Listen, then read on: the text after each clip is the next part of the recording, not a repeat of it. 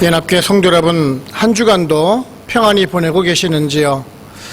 코로나 감염자가 너무 많이 나와서 정부에서 다시 새로운 조치가 내려졌는데요. 여러분들 이럴 때일수록 개인 위생에 만전을 기해 주시고 꼭 마스크를 쓰고 외출해 주시기를 바랍니다. 오늘도 사무엘하 말씀을 살펴보면서 은혜를 나누고자 합니다. 여러분은 그 사람과 사람 사이의 그 인간 관계 속에서 가장 중요한 것이 무엇이라고 생각을 하십니까? 그것은 바로 곧 신의일 것입니다.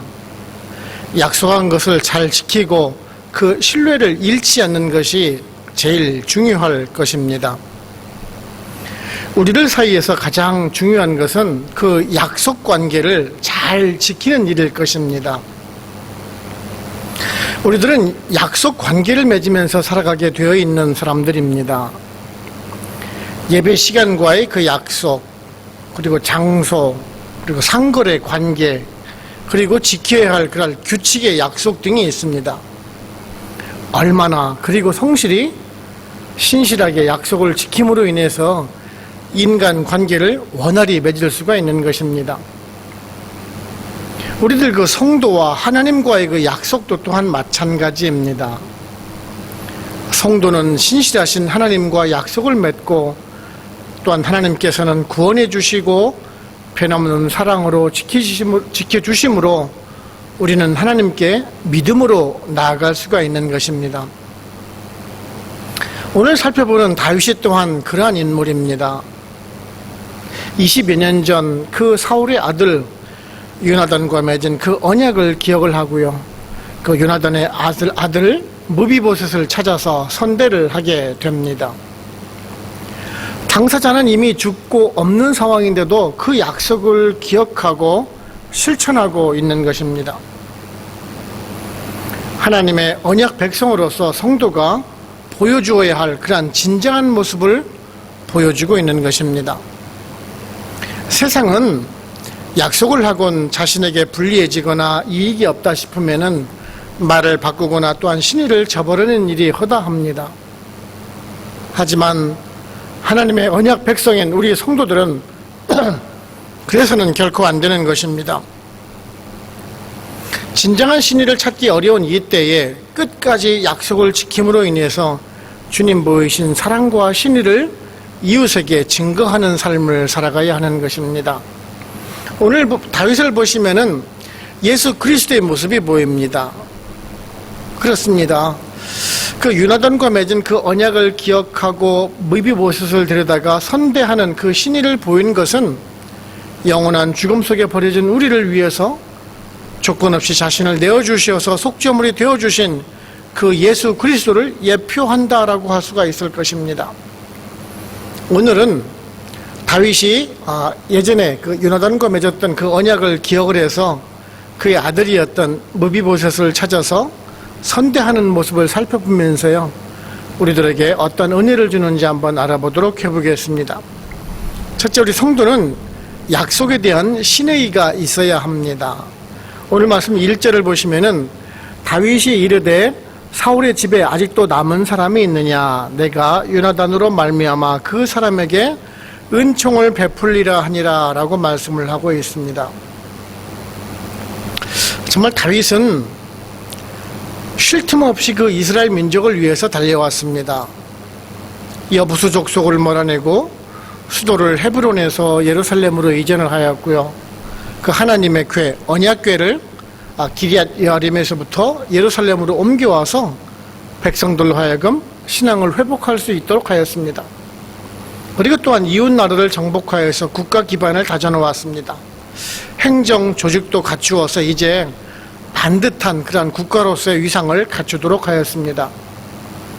이스라엘에도 이제 평화의 시기가 온 것입니다. 이제 다윗은 그 어려움을 극복하고 여유를 찾게 되자 예전에 자신과 요나단이 맺은 그 언약을 기억을 하고 약속을 지키고자 하였던 것입니다. 다윗은 그 사무엘상 20장 40절을 보시게 되면은 그 도피 생활을 하는 때 요나단과 약속을 하게 됩니다. 요나단은 그 다윗에게 아버지 사울로부터 지켜줄 것을 약속을 하고요. 다윗은 후에 왕이 되고 또한 그 요나단의 그 자손을 보호해 줄 것을 약속을 하게 됩니다. 이제 그 약속을 한 후로부터 20여 년이 흘렀다는 것을 알게 됩니다. 사무엘하 4장 4절을 보시게 되면은 사울이 죽을 때 그 당시 요나단의 아들 그 무비보셋이 불과 5살 정도였다라고 기록을 하고 있습니다. 근데 오늘 말씀 이제 뒤에는 12절을 보시게 되면은 이미 그 무비보셋은 미가라는 아들이 있다라는 것을 보실 수가 있습니다. 이렇게 보아서 다윗과 요나단이 그 언약을 맺을 때는 거의 20여 년 전으로 봐야 할 것 같습니다. 근데 여기서 우리가 주목하여 볼 것은요, 이미 그 약속이 아주 오래전에 이루어진 일인데 다윗이 그것을 기억하고 지키려고 했다는 점입니다. 이미 요나단이 죽고 또한 사울의 가문이 거의 없어진 그 상황 속에서 그 요나단과의 그 약속을 지키기 위해서 그 약속을 기억을 하고 노력을 하고 있다는 그 사실은 우리들에게 많은 것을 시사해 줍니다. 사실 우리는 시간이 지나면 약속을 지키려고 하지는 않습니다. 그리고 그 약속의 그 당사자가 없는 상황이라면 또한 더욱 그러할 것입니다. 또한 상황이 바뀌면 약속이 달라진다고 하는 것이 오늘날의 모습이기도 한 것입니다. 심지어 자신에게 불리한 상황이 되면은 이익이 없다 싶으면은 약속을 번복하는 것이 오늘날의 모습이지 않습니까? 정치인들을 보게 되면은 그 상황에 따라서 공약 내세운 것을 자주 바꾸게 됩니다. 이제 그런 것이 아주 익숙해져 있습니다. 많은 사람들도 이런 모습을 보면서 익숙해져서요, 이런 약속을 어기는 것에 대해서 무감각해져 가고 있습니다. 작은 약속은 어겨도 그냥 웃음으로 무마시켜버리기도 합니다. 저에게 그 친구들과의 그 약속 시간을 제대로 지키지 못하는 친구가 있었습니다. 언제나 늘 30분이나 1시간씩 늦게 나옵니다. 그리고 핑계를 댑니다. 뭐 시간을 잘못 봤다, 교통편이 많이 밀렸다, 뭐 전화기를 놓고 와서 다시 집에 갔다 오느라고 늦었다. 한 번도 약속 시간에 맞춰 나온 친구가 약속 시간에 맞춘 적이 거의 없었습니다. 그런데요, 결국 그 친구는 진실한 친구가 한 명도 없다는 것을 보았습니다. 그 작은 것 하나를 지키지 못하는 사람에게 자신의 그 믿음을 보여줄 수가 없었던 것입니다. 사실 이런 모습이 보통 사람의 모습이기도 할 것입니다. 그러나 다윗은 우리들과는 전혀 다른 그런 모습을 보여주고 있습니다. 바로 지금 여기에 하나님의 그 언약 백성은 우리 성도들이 보여야 할 진정한 모습이 있다는 것을 깨닫게 됩니다. 왜냐하면 신실하신 하나님께서는 우리들과 맺은 그 언약을 신실하게 지키시고 계시기 때문입니다.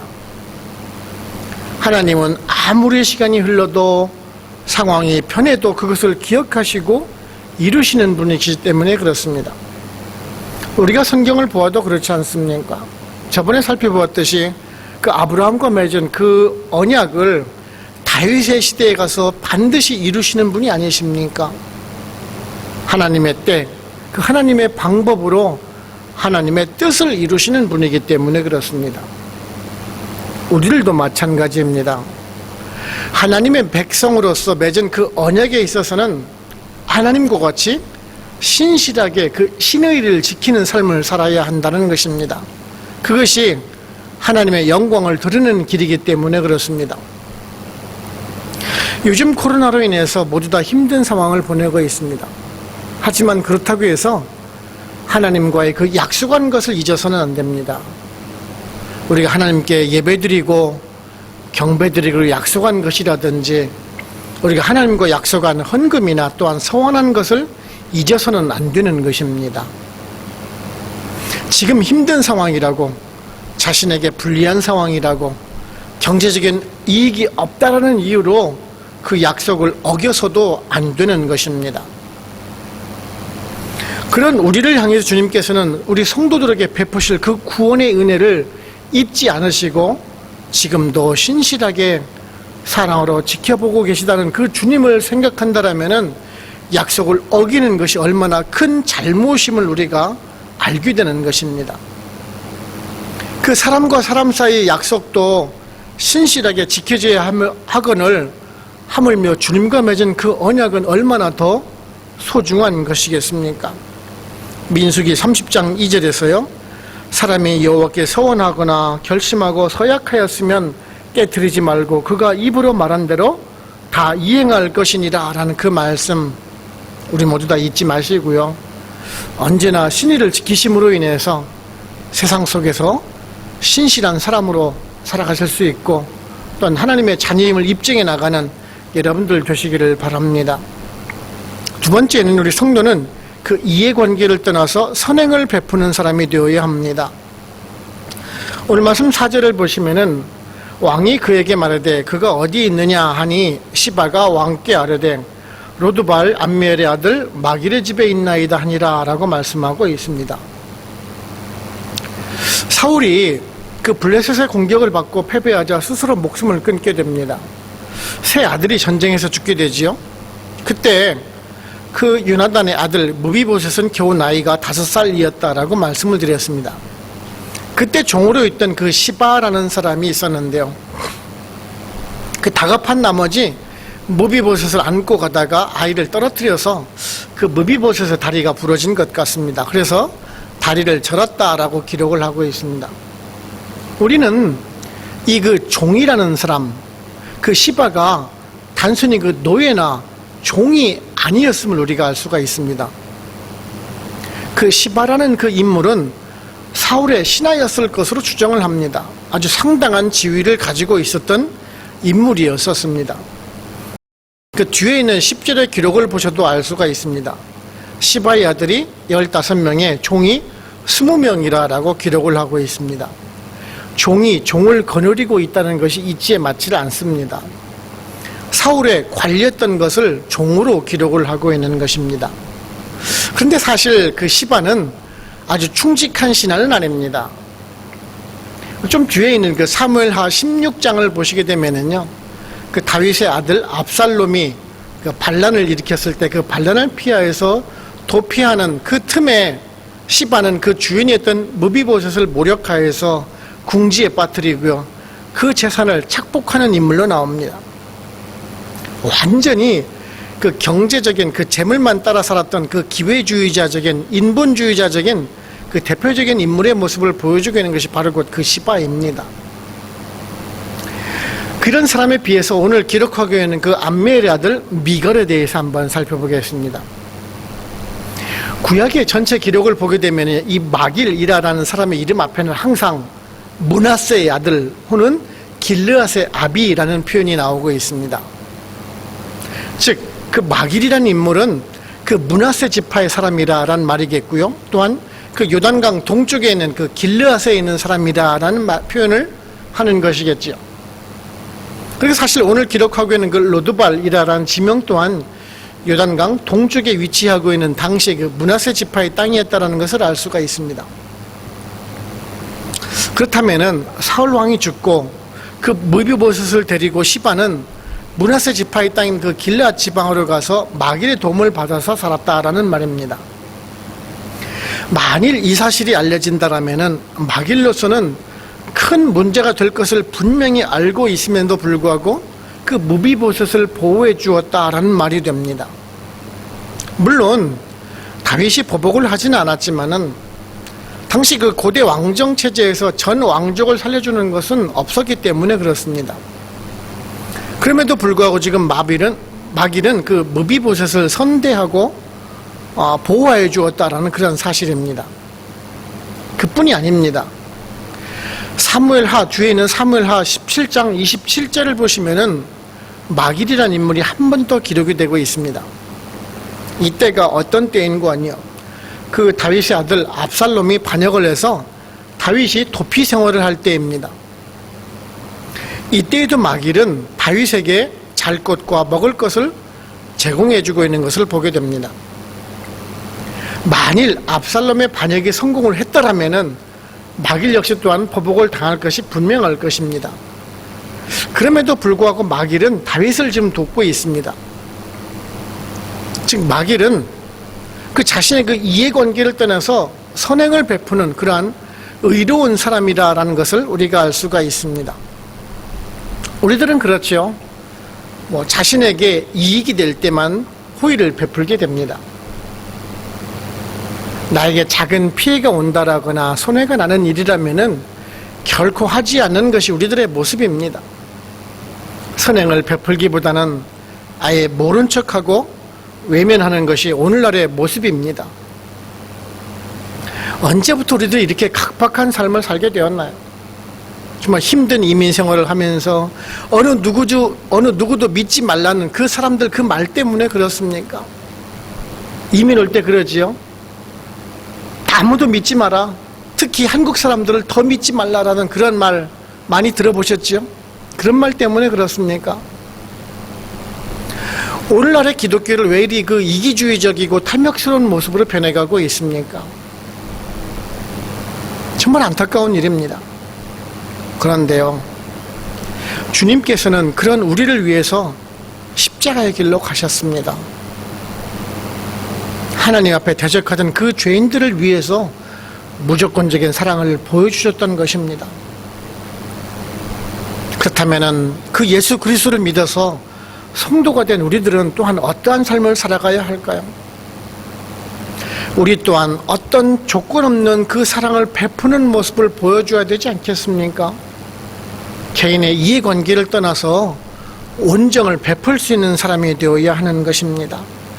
요한일서 3장 18절에서요. 자녀들아 우리가 말과 혀로만 사랑하지 말고 행함과 진실함으로 하자라는 그 말씀 명심하시고요. 정말 지금 우리가 힘들고 어려운 이 코로나 시기를 보내면서 우리들의 이웃을 좀 돌아보시고 우리가 교회를 생각해 보면서 자신의 그 이해득실을 따지지 않고 주님 보이신 그 사랑을 실천해 나갈 수 있는 우리 여러분들 되시기를 바랍니다. 세 번째는 우리 성도는 구원의 은혜에 감사하는 삶을 살아가야 합니다. 오늘 말씀 8절을 보시면은 그가 절하여 이르되 이 종이 무엇이기에 왕께서 죽은 개 같은 나를 돌아보시나이까 하니라 라고 말씀을 하고 있습니다.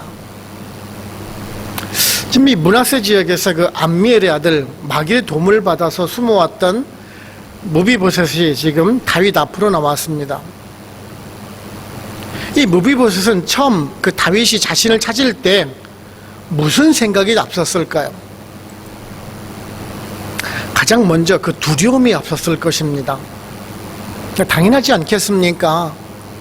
자신의 가문과 그 정적이었던 다윗이 지금 새로운 왕이 되었는데, 그리고 자신의 아버지인 요나단과 사이가 좋았다 할지라도 벌써 까마득한 시간이 지난 다음인데요, 아마도 다윗이 자신을 죽이려고 한다라고 생각을 하였을 것입니다.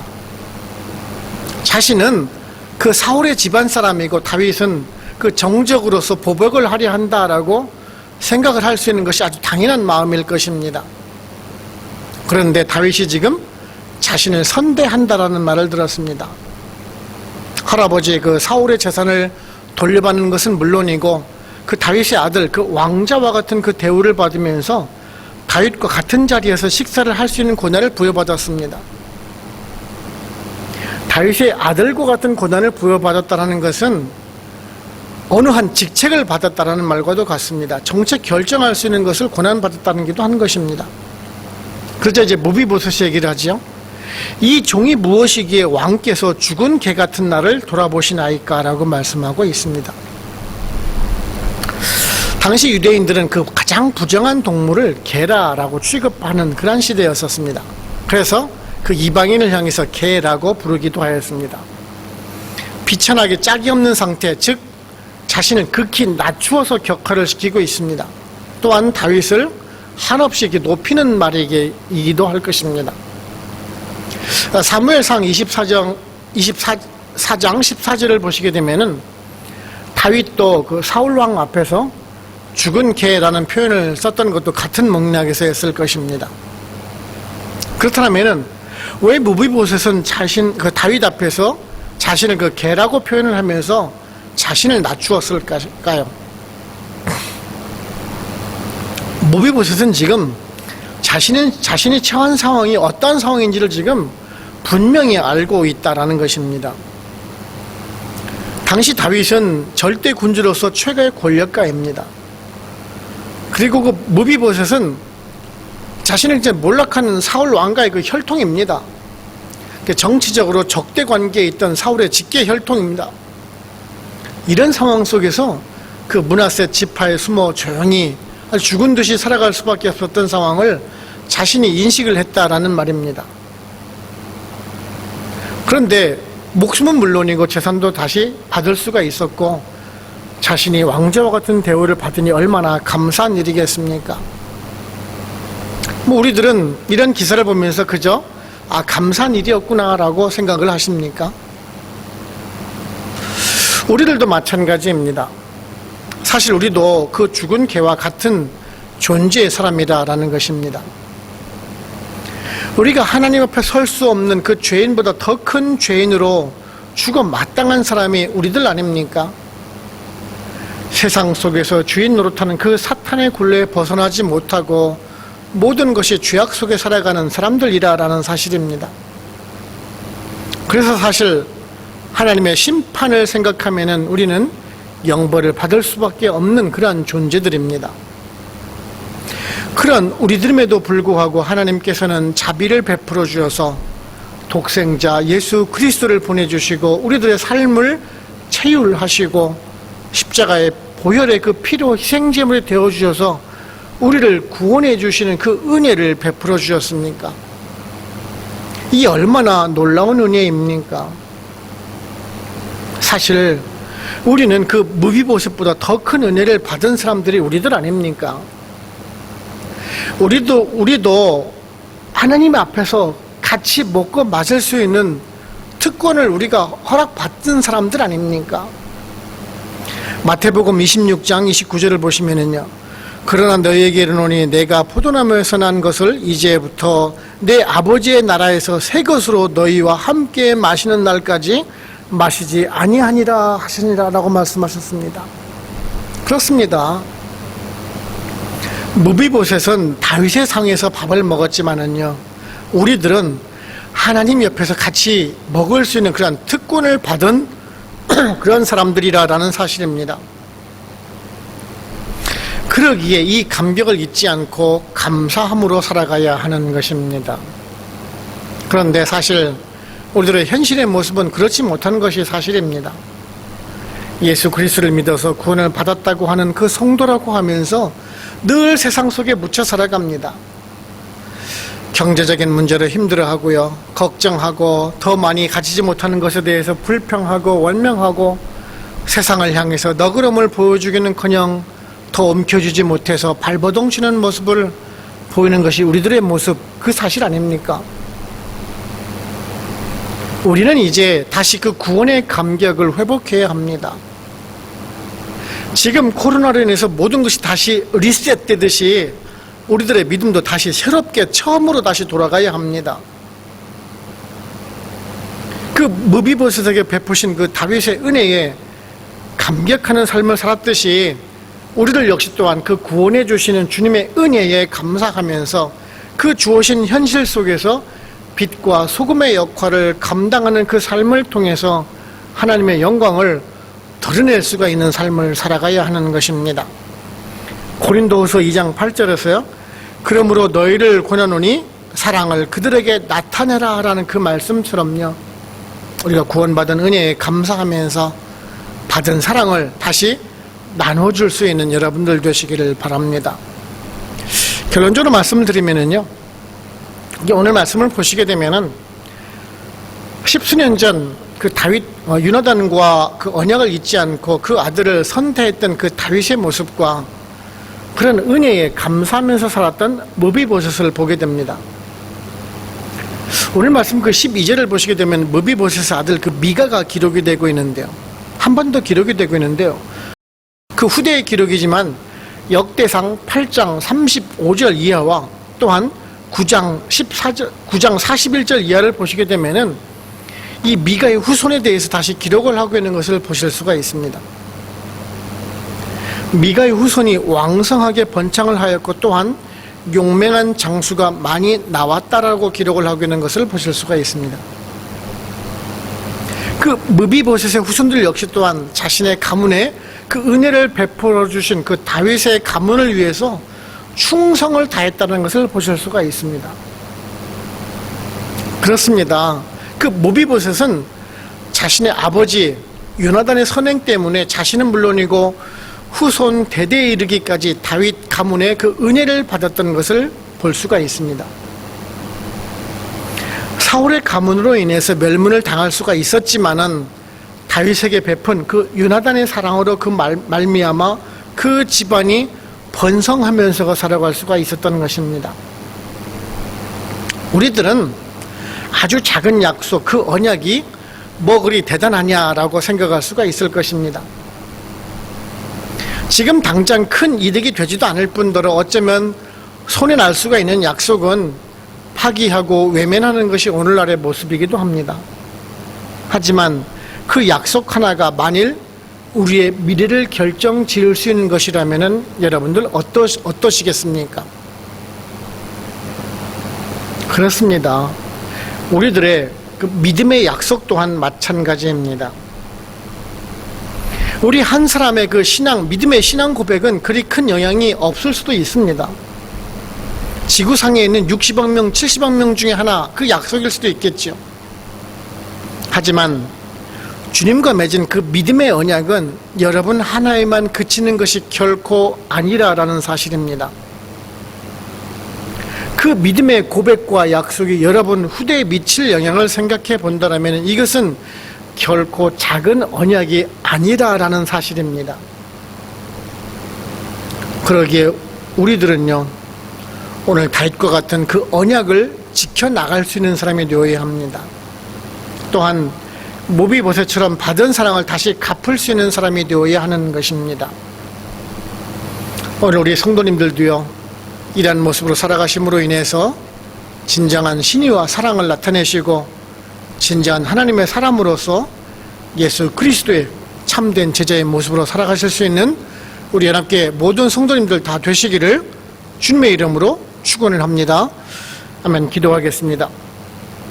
하나님 아버지 감사합니다. 오늘도 말씀을 통해서 저희들에게 교훈해 주시니 감사를 드립니다. 다윗이 그 요나단과의 언약을 잊지 않고 그 아들 무비보셋을 찾아서 명예를 회복시키고 복을 주는 것처럼 우리 역시 또한 세상 속에서 죄인된 모습으로 살아가는 사람들이지만 주님의 그 신실하신 언약으로 말미암아 구원의 은혜를 입은 사람임을 또한 이 시간 깨닫게 됩니다. 우리들은 때로는 약속을 잊고 살아가고 의미 없이 여기기도 하고 나에게 이득이 되지 않는다고 손해가 난다고 약속을 어기면서 지키는 사람들은 혹 아닌지요. 요나단과의 언약을 잊지 않고 기억해가면서 그 자손에게 사랑을 베푸는 그 다윗을 보면서 우리들도 그런 은혜를 받은 사람으로서 나누어주는 사람이 되기를 원합니다.